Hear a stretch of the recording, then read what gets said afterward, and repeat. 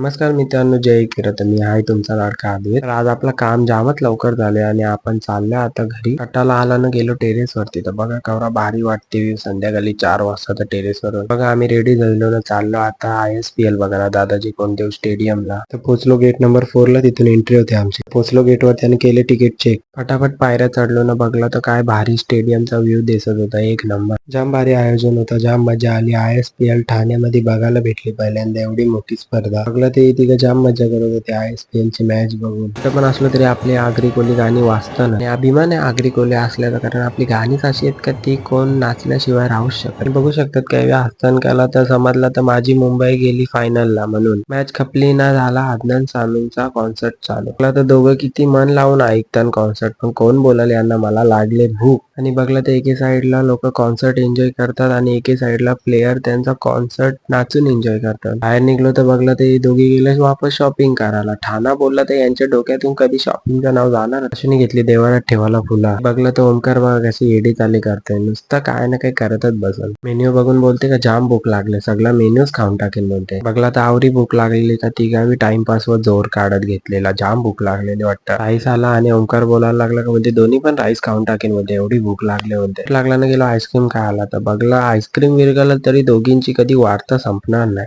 बघला हे तिघांना चांगला बाय करता बाय केला ना, मगशी घरा पळाले आपापले. बघितलं कवरी आलाय का. असं होतं माझा आजचा दिवस. तर नेक्स्ट मिनी ब्लॉग मध्ये भेटूया. त्यासाठी लाईक, सबस्क्राईब आणि शेअर करा. Bye bye.